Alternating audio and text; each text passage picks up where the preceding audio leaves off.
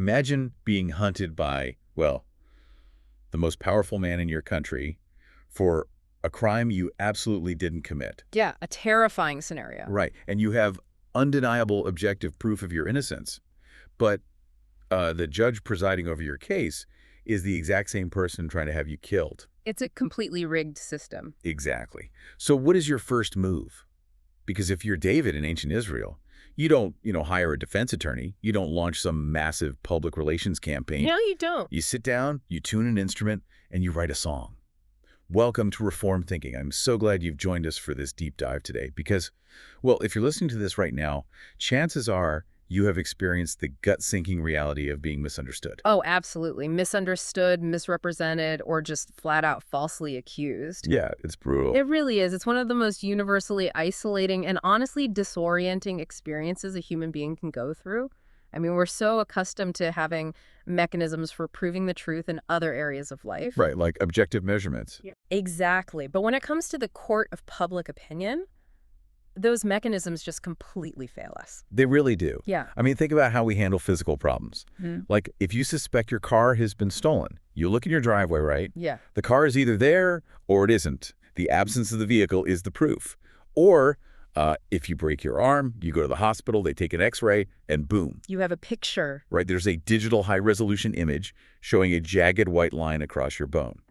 The doctor points to it, and you have visible, undeniable proof of the trauma. It's binary. It's a very clean process. Clean, exactly. Okay. But when you step into the world of human relationships, of character assassination and, whisper networks, that diagnostic machinery is just entirely useless. Yeah, you're looking at a landscape that is profoundly murky. So murky.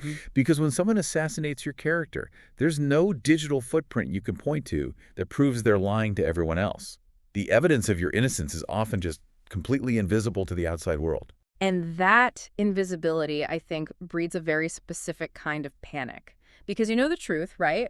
But the narrative surrounding you has been completely hijacked by someone else. Yes. And it forces you into this defensive posture where you feel like you have to spend every single waking second managing your reputation. Oh, correcting the record constantly. Like correcting the record, fighting back against phantoms. It's exhausting. Which is precisely why this deep dive is so critical today. We are looking at a very specific, incredibly rich piece of source material. We're diving into Matthew Henry's complete and unabridged commentary on Psalm 7. A classic. A total classic. Matthew Henry was this brilliant Puritan and nonconformist minister, and his writings are just foundational to Reformed theology. But we aren't just reading ancient history today. No, definitely not. Our mission here is to extract Henry's timeless insights on justice, the unshakable power of a clear conscience, and really what it actually looks like to wait for divine vindication when every single fiber of your being just wants to retaliate.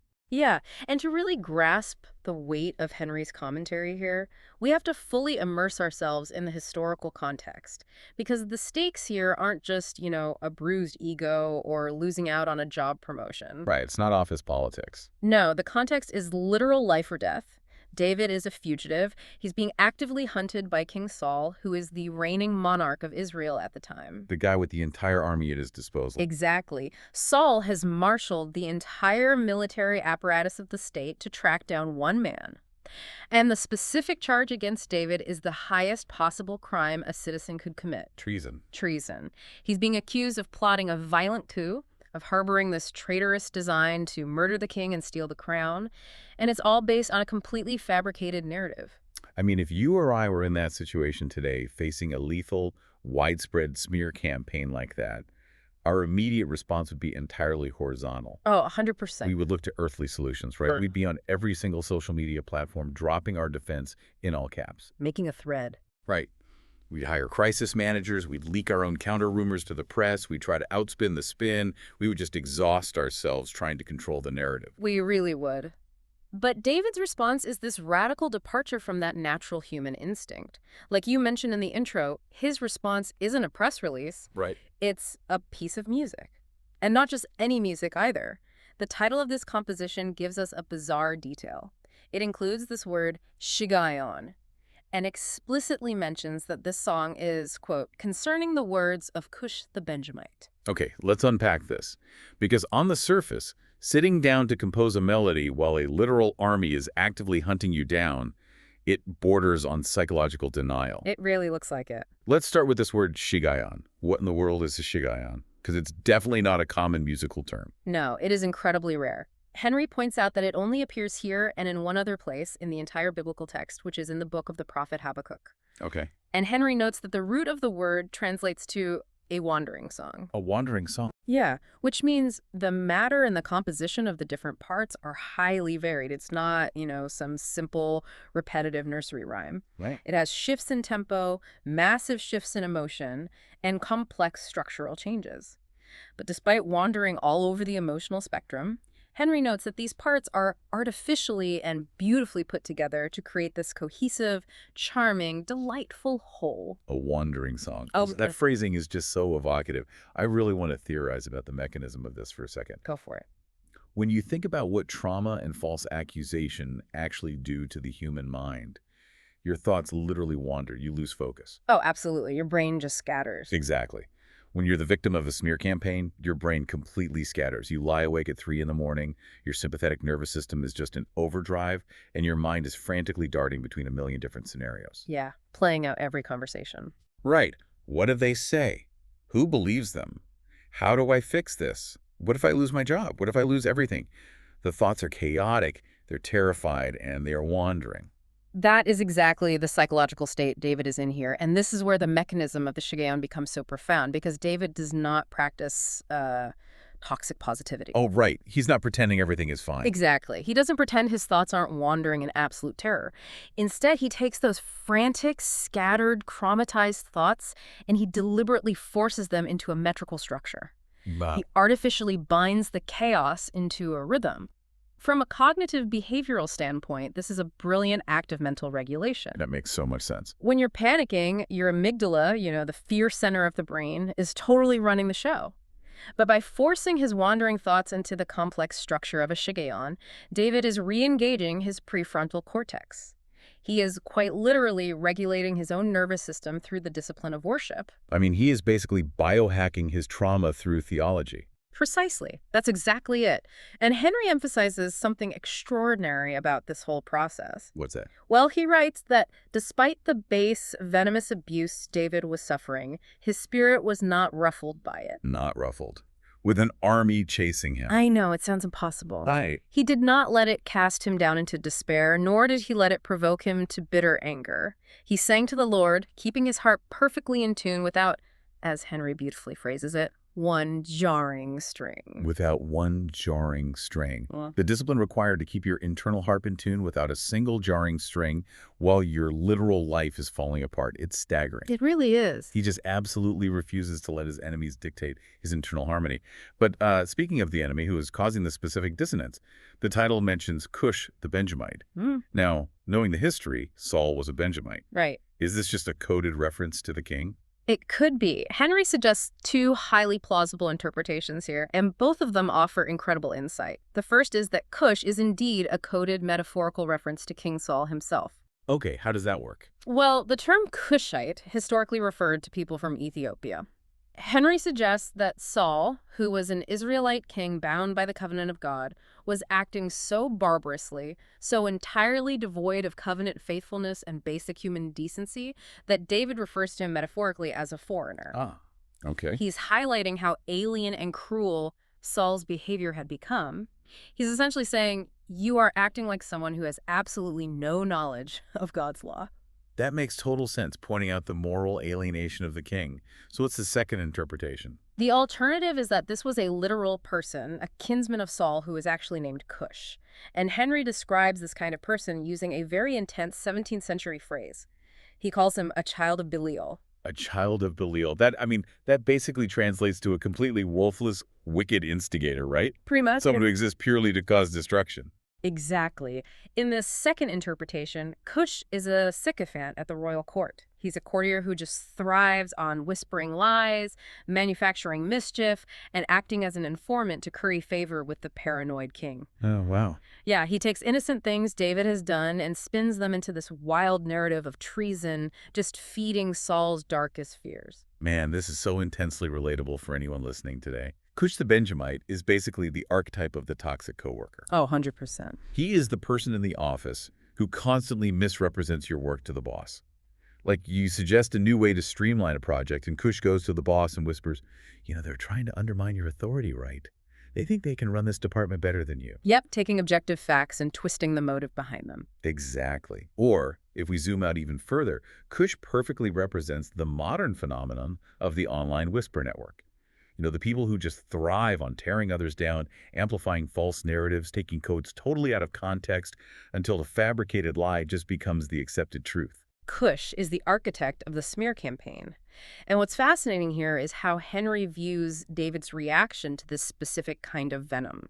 Because it looks like denial if you view it purely through a horizontal human lens. Right. Like, why are you singing a song when Cush is out there destroying your reputation? Exactly. But Henry suggests this is a radical reorientation of the human fight-or-flight response. Yeah. The injuries from men don't drive David to petty retaliation.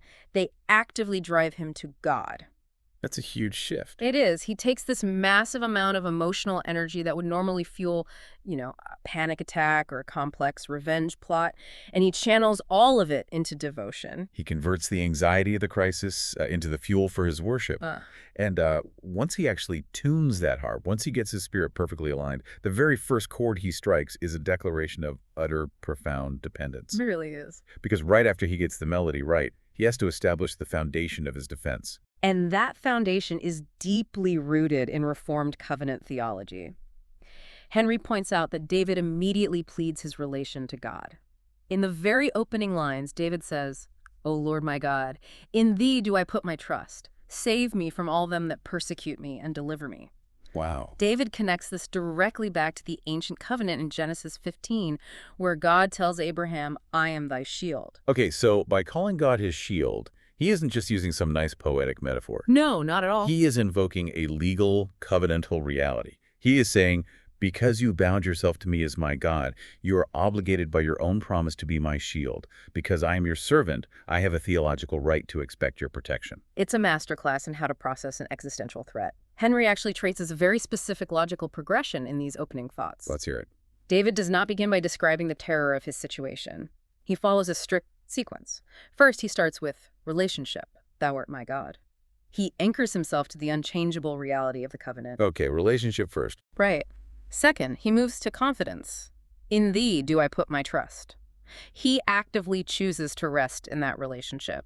It is only after establishing relationship and confidence that he, thirdly, turns to identify the danger. And when he finally looks at the danger, he doesn't sugarcoat it, right? Not even a little bit. He describes his enemy tearing his soul like a lion, rending it in pieces while there is none to deliver. And I want to pause on that because why a lion? Let's think about the biology and the hunting patterns of a lion in the ancient Near East. It's terrifying. It is. A lion is an ambush predator. It stalks you in the tall grass. It operates with this terrifying blend of patience, pride, and overwhelming power. When a lion catches you, it doesn't just kill you quickly. It shreds its prey. It pulls it apart. It is a profoundly visceral image. Henry notes that centuries later, the Apostle Paul actually used the exact same imagery when he compared the tyrannical Roman Emperor Nero to a lion. The enemy David is facing here isn't just trying to win a polite political argument. They are acting with malice and pleasure. They want to completely dismantle David's life, his reputation, and his very soul.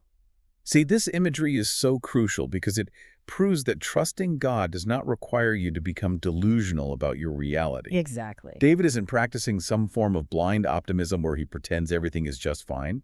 He fully acknowledges the terrifying teeth of the lion.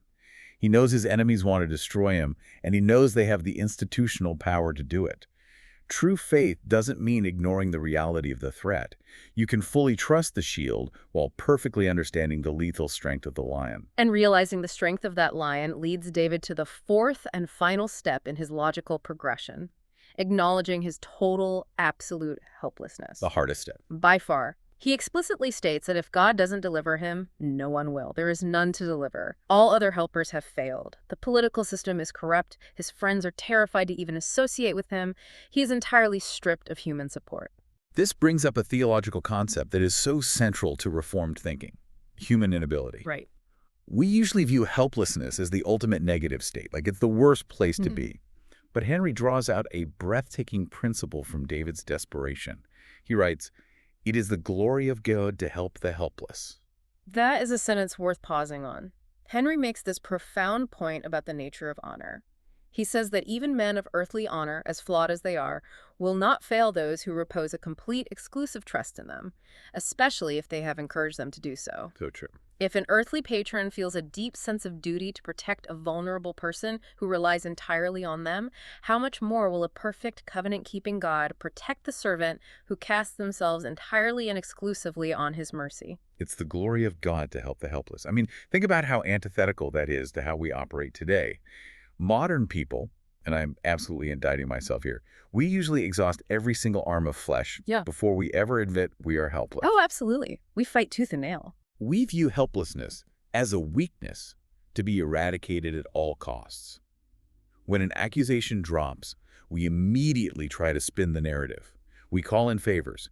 We consult public relations experts. We formulate a complex legal strategy. Yep. We treat acknowledging our helplessness before God as, like, step 10, the absolute last resort, only to be utilized when every earthly strategy has catastrophically failed. We want to hand God a partially solved problem and ask him to just, finish the last 10%. But God's glory is most brilliantly displayed against the backdrop of our total inability. Exactly. What if embracing the glory of God to help the helpless was step 1? What if, the moment the whisper network activates against you, instead of scrambling for control and making a massive mess of things, you stopped and said, "I have no arm of flesh that can fix this character assassination. I'm relying entirely on the shield." It completely neutralizes the panic. It really does. It frees you from the exhausting, impossible labor of self-justification. It is deeply freeing. But, and this is a massive but in Henry's commentary, to make that appeal, to truly rely on that shield and expect God to intervene against the lion, there is a strict prerequisite. Okay, what is it? David cannot just demand protection without basis. Because David has just claimed that God protects the helpless, he now has to prove to the heavenly court that he actually qualifies for that protection. He has to submit his own conscience for cross-examination. So David trusts God to save him from the lion, but on what grounds is he asking for this protection? He has to prove he doesn't deserve to be eaten, because God isn't a cosmic bodyguard for guilty people. Exactly. He has to present his case. And this is where Henry dives deep into the concept of a clear conscience. To illustrate this, Henry quotes a brilliant Latin proverb, hic morusa genius esto, nil consire sibi. Okay, translation, please. It translates to, be this thy brazen bulwark of defense, still to preserve thy conscious innocence. A brazen bulwark, a fortress wall made entirely of solid brass. That is an impenetrable image. It really is. Henry points out that when you are falsely accused and you have no earthly court to appeal to, because remember, the supreme judge in David's world is King Saul, the guy actively trying to kill him. Right, the system is broken. Exactly. Your own conscience becomes your sanctuary. When the court of public opinion condemns you, the court of heaven and the court of your own heart can definitively acquit you. A clear conscience is a wall of brass that the arrows of false accusation simply bounce off of. Here's where it gets really interesting, though. Let's pause here and clarify what a clear conscience actually means in this context. Yeah. Because from a Reformed perspective, we believe in the total depravity of man. Yes, nobody is perfectly innocent. Right. But David makes this incredibly bold claim. He says, "If there be iniquity in my hands, if I have rewarded evil unto him that was at peace with me, let the enemy persecute my soul and take it." Now, we know David's history. We do. He was a deeply flawed man. Later in his life, he committed adultery. He arranged a murder. He is definitely not claiming to be a sinless, perfect human being whose hands have never touched iniquity. Absolutely not. The Reformed understanding of the conscience here is not about sinless perfection before the whole law of God. It is about absolute, specific innocence regarding the immediate indictment. Okay, the specific charge. Right. The indictment is that David plotted treason to murder Saul and usurp the throne. David is saying, I am 100% unequivocally not guilty of this specific conspiracy. My hands are clean regarding Saul. Which raises an incredibly difficult logistical question. How do you prove a negative? It's usually impossible. How does David prove to the public, or even to his own heart, that he didn't plot to kill Saul? Usually, proving you didn't do something is just impossible. But Henry addresses this by pointing out that David actually had undeniable objective proof. He had the ultimate historical evidence. He had what we would call today the receipts. He had the receipts. For anyone who might not remember the historical narrative from 1 Samuel, David had Saul dead to rights on two separate highly dramatic occasions. Yes, he did. The first was in the cave of Engedi. Let's paint the picture of this because the psychological tension is unbelievable. David and his men, they're exhausted, terrified fugitives, and they're hiding in the pitch-black recesses of a limestone cave. Just trying to survive. Right. And Saul, who was hunting them with 3,000 elite soldiers, coincidentally wanders into that exact cave completely alone to relieve himself. He is completely vulnerable. David's men are whispering to him in the dark, "This is it. God has delivered your enemy into your hand. Kill him and take the throne." The temptation to spiritualize revenge in that moment must have been overwhelming. His men are literally claiming it is God's will for David to strike. Yes, God gave him to you. But David refuses. He creeps forward in the dark, and instead of driving a sword to the king, he merely cuts off the corner of Saul's robe.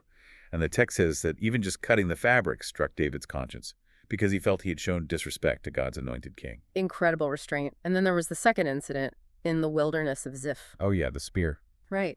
Saul is camped out with his army, and a deep sleep from the Lord falls over the entire camp. David and his commander Abishai creep right into the center of the enemy camp. They stand over the sleeping king. Abishai begs David, "Let me pin him to the earth with one thrust of the spear. I won't need to strike him twice."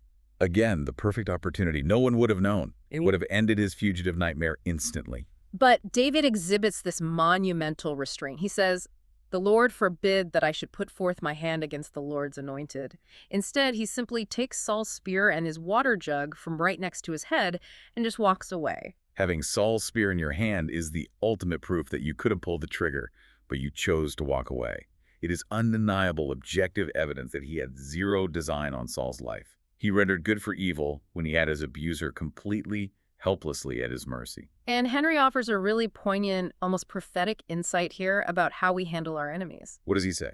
He says that when we deny our passions, when we choose to render good for evil and walk away from revenge when it is handed to us on a silver platter, that restraint may turn to us for a testimony more than we think of another day. Wow. How our current restraint becomes our future defense. Think about the mechanics of that. If David had taken a cheap shot at Saul, if he had allowed Abishai to even injure the king, he could never have prayed this song. No, his conscience wouldn't allow it. His conscience wouldn't be a wall of brass. It would be full of massive structural cracks. He couldn't ask God to be his shield against injustice if he had utilized injustice to protect himself. Exactly. The restraint he practiced in the cave was the very thing that allowed him to confidently approach the throne of heaven in the psalm. But Henry also includes a massive, terrifying warning here for the listener. A warning. Yes, because human nature is incredibly deceptive, Henry warns that it is a presumptuous, dangerous thing for any person who is actually guilty to appeal to God as if they were innocent. Oh, that is a crucial caveat. You cannot weaponize the language of the persecuted victim if you are actually the perpetrator. You cannot act like a martyr when you are the instigator. Henry says the guilty must humble themselves and accept the punishment of their iniquity. God is the patron of wronged innocency, but he will absolutely not patronize our unrighteousness. You cannot run to the shield to protect you from the natural consequences of your own malice. God sees through the PR campaign. He really does, even the one you run in your own prayer life. Which makes David's oath here absolutely terrifying. He literally says, "If I am guilty of this treason, let the enemy persecute my soul to death. Let him trample my life down to the earth and lay my honor in the dust." He is inviting the omniscient searcher of hearts to audit his soul. It's so intense. He is saying, "God, if I am secretly the villain here, then execute me." That level of transparency is deeply uncomfortable, but because he has the literal spear to prove his restraint, it is the bedrock of his confidence. And once he has established that brazen bulwark, once his airtight evidence is presented and his conscience is crystal clear, David boldly shifts his posture. He moves from presenting a defense to calling the ultimate judge to take the bench. He demands active intervention. Right. With his airtight evidence presented and his conscience clear, David boldly calls the ultimate judge to take the bench. This shifts his focus from his own innocence to the courtroom of heaven, and the language he uses to address God is startling. It really is. He says, "Arise, O Lord, in thine anger. Lift up thyself because of the rage of my enemies, and awake for me to the judgment that thou hast commanded. When he says, awake for me, it almost sounds like he's accusing the sovereign of the universe of sleeping on the job. It does sound incredibly bold, almost irreverent to modern ears. But Henry's analysis of this is deeply comforting. Henry says that from our limited horizontal earthly perspective, God sometimes seems to connive at wrong as one asleep. As one asleep. Yeah, the wicked prosper, the innocent suffer, false accusations are believed by the masses, and it looks like heaven is completely silent and indifferent. But, Henry insists, his delays are not neglects. His delays are not neglects. Man, that is a foundational Reformed concept right there. God's timing is driven by a hidden sovereign purpose, not by inattention. Truly. When God chooses to awake, when he moves to bless or to judge, he doesn't just suggest a course of action, he commands it effectively. The execution is certain because his will is irresistible. David is praying for God to manifest his holy wrath against the unholy wrath of the enemies. He is asking God to lift himself up to the seat of judgment and take over the case. David also asks God to return thou on high. Now, knowing ancient court dynamics, this has to be about taking the seat of authority, right? Because literally asking God to go back up to heaven seems counterintuitive if you are currently being hunted on earth and need his immediate help. Exactly. It is entirely about authority and cosmology.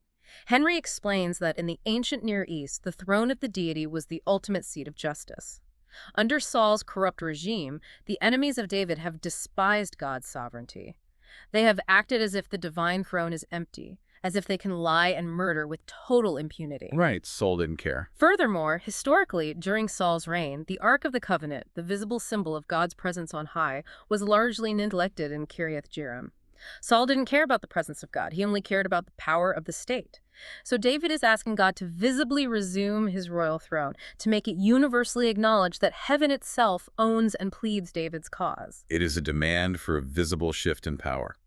And looking at this through a broader theological lens, Henry notes that for Christian readers, this plea to return on high points prophetically to the mediatorial kingship of Christ. Oh, that's beautiful. It foreshadows Christ's resurrection, his ascension literally returning on high, and ultimately his second coming to execute final, perfect judgment over all the earth.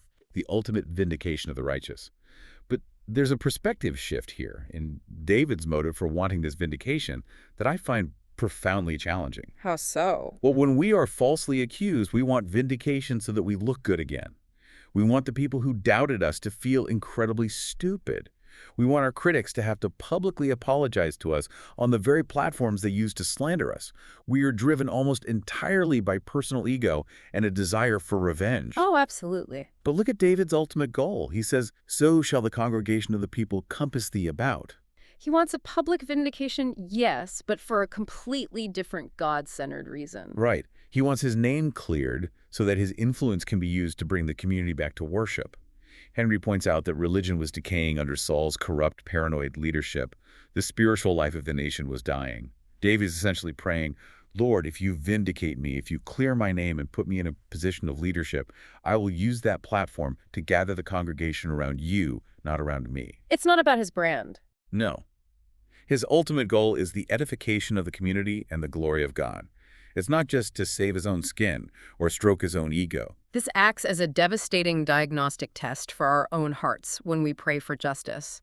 Are we praying for justice so that we can gloat over our enemies? Or are we praying for justice so that righteousness is established in our community? Are we seeking personal elevation or the glory of the shield who protected us? It's a hard mirror to look into. It is. David proves his motive is pure by following this up with a dual prayer.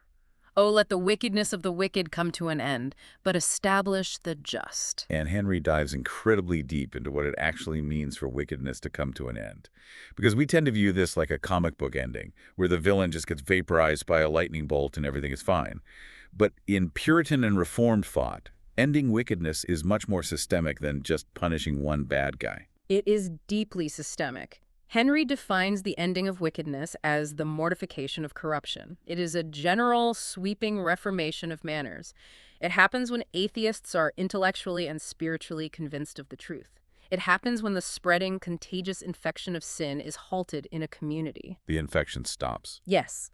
It's when the stream of the world, which usually runs violently toward the flesh, toward greed, and toward selfish ambition, is somehow miraculously driven back and runs toward God. That is what it means for wickedness to end. It's the uprooting of the system of sin, not just the removal of a sinner. And conversely, establishing the just doesn't just mean giving good people an easy life. It means that the righteous are made better, they are confirmed in their holy choices, and they are given the discernment not to be seduced by the wiles and manipulations of the wicked. David anchors this entire plea on a fascinating anatomical metaphor. He says, "For the righteous God trieth the hearts and the reins." Now, the reins is an old King James word for the innermost parts of the body, specifically the kidneys. The kidney. Yeah.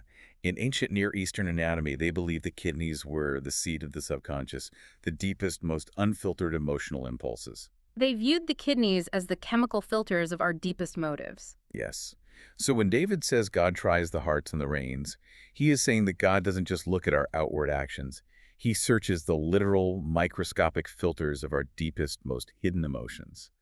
God knows the secret wickedness of the accuser to bring it to an end, and he knows the secret, agonizing sincerity of the accused to establish it. Think about what it means for you, the listener, to truly trust that reality when you are misunderstood, when the narrative around you is entirely false. It is agonizing because people only see the surface. They judge you based on the whisper network. Right. But God tries the reins. He sees the microscopic reality of your situation. He sees the secret, calculated malice of your accuser, and he sees your secret restraint when you chose not to retaliate. You do not have to convince him of your innocence. He has already audited your soul. That doctrine is immensely freeing. It removes the burden of PR. So David has lodged his appeal. He's made his case. And in the final part of this deep dive, Henry shows us how David essentially takes out judgment, meaning he looks into the future with absolute certainty about what happens next. Taking out judgment means the trial phase is over, the verdict is secured, he stops praying for justice to happen, and he starts declaring the mechanics of how it is happening. The imagery shifts violently here from the sterile environment of a courtroom to the terrifying reality of a battlefield. David builds his absolute confidence on two unshakable pillars. First, God's specific favor for the sincere. He saves the upright in heart. And second, God's general universal respect for justice. He is a righteous judge who will ensure equity is done across the cosmos. If we connect this to the bigger picture, it leads directly into one of the most sobering, heavy concepts in Henry's entire commentary. David declares, God judgeth the righteous, and God is angry with the wicked every day. Every day. Every day. That phrase completely shatters our horizontal view of the world because we look at corrupt people, people who lie, cheat, manufacture false accusations, and ruin others. And we see them prospering. We see them getting the promotion. We see them winning the election. We see them gaining thousands of followers online. And our immediate human reaction is, God must not care. The universe is fundamentally unfair. We assume that their material prosperity This terrifying reality. Their prosperity is an illusion. He writes that God is angry with the wicked even in their merriest and most prosperous days, even in the days where they put on a religious show, in the days of their devotion. The wrath of God is continually accumulating. It's building up. Every single day, upon the fresh occasions given by the renewed transgressions, the anger of the righteous judge builds. And God isn't just sitting there being passively angry. David says God has prepared instruments of death. Now, Henry doesn't just mention this in passing. He gives 6 distinct, terrifying points on these instruments of death. We need to walk through these because the psychology and the physics of this imagery are stunning. First, he notes the variety of instruments. Yes. David mentions both a sword and a bow. A sword is for close quarters combat, for the enemy who is right in your face. A bow and arrows are to strike those who think they've gotten out of reach, who think they are at a safe distance from consequences. There is no escaping the variety of divine justice. Second, these instruments are already made ready. Henry says, God has them not to seek, but always at hand. He quotes Isaiah, noting that Tophet, the place of judgment, is prepared of old. God isn't going to have to scramble at the last minute to figure out how to stop the wicked. The plan for their ruin is already architected. Third is where the profound tension of divine patience comes into play. Henry notes that God gives timely warning and space to repent. God is notoriously slow to punish. He gives the sinner time. He gives the false accuser months, sometimes years, to realize what they are doing and stop. But, and this is the terrifying fourth point, the longer the delay, the heavier the fall will be if that time is ignored. Henry says, while God is waiting, the sword is in the wedding and the bow in the drawing. The bow in the drawing. Let's deeply visualize that bow for a second, because the physics of it explain the theology perfectly. Let's explore the mechanics of that. Imagine a massive medieval longbow. These weapons were often made of thick yew wood, which is unique because the heart would resist compression while the sap would resist tension. To pull the string back on a warbow requires over 100 pounds of sheer physical force. Now imagine a divine archer aiming that bow directly at the person who is maliciously ruining your life. Every single day that the sinner refuses to turn from their malicious plots, the archer pulls the string back just a fraction of an inch further. The wood groans under the strain. The tension builds imperceptibly but constantly. Exactly. The tension is terrifying. The longer they get away with their lies, the tighter that string is pulled back and the more kinetic energy is stored in the limbs of that bow. To the outside world and to the sinner themselves, it looks like they are getting away with it. They are prospering. They think they won. Right. But what's actually happening in the invisible realm is that the tension of their inevitable ruin is maximizing. The longer the delay, the further back the string is drawn, and the deeper and more catastrophic the arrow will strike when it is finally released. Which perfectly leads to Henry's fifth point. The destruction comes surely. The release of that string might be delayed by decades, but it is ordained. And Sixth, Henry notes that of all sinners, persecutors, those who actively hunt, lie about, and harm the innocent, are set up as the fairest marks for these arrows. By targeting the helpless, they paint a massive, glowing target on their own backs for the God who defends the helpless. So what does this all mean? Why does David meditate on this terrifying reality? Why do we need to understand the physics of the drawn bow? Because it means we never, ever have to envy the prosperity of those who do evil. Exactly. When you see your abuser or your false accuser thriving, getting accolades, and living their best life, you do not have to despair. You don't have to grow bitter because you understand the invisible tension of the drawn bow. You know that their apparent success is just the string being pulled back further. But there is a crucial, beautiful caveat here. It is the most important phrase in this entire section, and it highlights the Reformed emphasis on both justice and grace. The entire terrifying sequence in verse 12 begins with one conditional phrase: if he turn not. If he turn not. That is the profound grace hidden within the text. Henry points out that even these terrifying threatenings of wrath are introduced with the gracious implication of mercy. The massive kinetic tension of the drawn bow is held back entirely by the possibility of repentance. If the person ruining your life turns from their evil way, if they let fall their enmity and repent, the arrow is not fired. The tension is gently released. The sin is pardoned through the grace of God. Exactly. God is not a bloodthirsty deity eager to fire the arrow. He is patiently enduring the rebellion. The sinner is actively choosing the arrow by stubbornly refusing to turn. The blood is entirely upon their own heads because they were given the space to repent, and they use that merciful space to dig their heels in deeper. Which brings up an incredible, almost absurd irony in human behavior. While God is patiently holding back the instruments of justice, giving the false accuser space for mercy, what is the accuser actually doing with that time? They aren't just sitting there. They are actively doing all the hard work of destroying themselves. And that brings us to the final major theme of this analysis, looking at the labor of sin. This raises an important question. Why do people work so incredibly hard to be cruel? Henry makes this brilliant, almost darkly humorous observation about the nature of malice. He says that sinners take a great deal of pains to ruin themselves. They expend more energy, more time, and more mental bandwidth to damn their own souls than, if directed aright, would be needed to save them. It is genuinely exhausting to be wicked. Think about the logistics of maintaining a smear campaign. You have to keep your lies straight. You have to constantly monitor your plots. You have to manipulate people's perceptions. You have to remember who you told which version of the story to. It requires an immense amount of cognitive overhead. It's a full-time job. It really is. Henry uses two distinct, highly descriptive metaphors here to describe this self-inflicted exhaustion. The first is the metaphor of a laboring woman bringing forth a false conception. He dissects the psychology of malice perfectly here. He says the sinner's head, utilizing deep political art, conceives the mischief. It plots, it plans, it calculates the angles. Then the sinner's heart travails with passion. The emotional energy, the anger, the envy, the bitterness incubates the plot. They are in agonizing pain to be delivered of this brilliant scheme to ruin their enemy. They push and sweat and labor over it. But what is the actual biological result of all that deep political art and emotional labor? Henry says it brings forth wind, stubble, death, a lie. Mhm. It is essentially a phantom pregnancy of malice. They exhaust themselves for months incubating a lie, and when it is finally born into the world, it cannot survive the light of reality. It produces nothing of substance. No, nothing. They do not gain the satisfaction, the peace, or the security they promised themselves when they conceived the plot. It is a profound waste of human life. And if the first metaphor highlights the deep emptiness and futility of malice, the second metaphor highlights its inherently self-destructive nature, the digging of a pit. David writes, "He made a pit and digged it, and has fallen into the ditch which he made." We need to think about what digging a pit actually entailed in the ancient Near East. It's not like renting a mechanized backhoe today and being done in an hour. No, it is back-breaking, calloused hands, sweat in your eyes, manual labor. The geology of the Levant is hard, rocky limestone earth.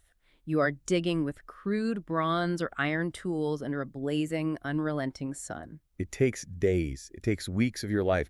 You are exhausting your physical and mental resources to create a trap deep enough that someone else cannot climb out of it. And the absolute punchline of the moral universe is that after all that labor, you end up stepping backward and falling into it yourself. It's unbelievable. Henry quotes another Latin proverb here to capture this universal law. Nec lex est justior ulla quam necis artifices arte petite sua. This translates to, there is not a juster law than that the author of a murderous contrivance shall perish by it. It is the ultimate, undeniable, poetic justice. And Henry connects this natural law right back to the historical context of the song. Who was this universally true of? King Saul. Saul spent the best years of his life exhausting the resources of his entire kingdom, neglecting his royal duties, alienating his family just to hunt David. He dug a massive, elaborate national pit of political and military traps. And how did Saul's life end? He fell upon his own sword on the slopes of Mount Gilboa. His own violence, his own paranoia completely consumed him. The universe, or rather the righteous judge who architected the moral fabric of the universe, is inherently wired for this specific type of justice. How often do we see this exact dynamic play out today? All the time. Think about modern corporate environments. Someone spends 6 months secretly undermining a colleague, hoarding information and setting traps. And then, through a simple IT error, their own malicious emails are exposed to the board, and they are the one who gets fired. Or think about online smear campaigns. The person who leads the digital mob, who establishes the ruthless rules of engagement, almost inevitably commits a minor infraction later and gets devoured by the very mob they created. The deceitful maneuvers organically, magnetically return upon the heads of their authors. It is the unavoidable gravitational pull of sin. In Reformed thought, sin is not just breaking an arbitrary rule. It is rebelling against the design of reality. You don't just break God's laws, you break yourself upon them. The violence and falsehood you manufacture inevitably loops back to its source, because God has designed the world such that evil is ultimately cannibalistic. It eats itself. And realizing that changes absolutely everything about how we respond to injustice. When you realize that your enemy is currently sweating in the sun, exhausting themselves, digging a pit they are destined to fall into, you don't feel the need to grab a shovel and dig a pit back. Right. It brings us to the very end of the psalm, where David says, I will praise the Lord according to his righteousness, and will sing praise to the name of the Lord Most High. He ends the exact way he began, with a song. He has walked through the darkest valley of the shadow of false accusation. He has stared down the lion. He has stood before the divine court. He has seen the drawn bow, and he has emerged on the other side with his harp still perfectly in tune. So let's synthesize the profound journey we've been on today. We started with David in an impossibly unfair, terrifying situation. Hunted, smeared, and accused of treason by King Saul and the whisper network of Cush the Benjamite. He had every earthly reason to panic, to launch a PR war, to furiously retaliate. Instead, he chose to tune his harp and sing a shigayon. He deliberately bound his wandering, traumatized thoughts into an act of disciplined, nervous system regulating worship. We saw him logically, methodically process his existential crisis. Instead of starting with his terror, he started by asserting his covenant relationship with God. He places exclusive confidence in him as a shield. He vividly acknowledged the terrifying reality of the lion tearing at his soul, and finally admitted his total human helplessness, relying entirely on the glory of God to help the helpless. We look deeply at the absolute necessity of the brazen bulwark, a clear conscience. The importance of having the historical receipts of innocence, just like David sparing Saul's life in the cave of En-Gedi in the camp at Ziph. We learn the hard truth that our restraint today is the foundation of our defense tomorrow, and that the guilty cannot presumptuously claim the promises meant for the persecuted. We explore David's bold appeal to the divine court, asking God to awake and return on high. And we saw that his motive was not petty personal vindication, but the edification of the community and the systemic mortification of wickedness.